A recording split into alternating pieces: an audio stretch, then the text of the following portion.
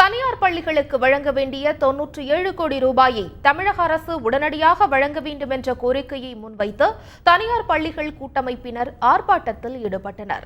சென்னை சேப்பாக்கம் விருந்தினர் மாளிகை அருகே நடைபெற்ற கவன ஈர்ப்பு ஆர்ப்பாட்டத்தில் ஆசிரியர்கள் கூட்டமைப்பைச் சேர்ந்தவர்கள் பங்கேற்றனர்.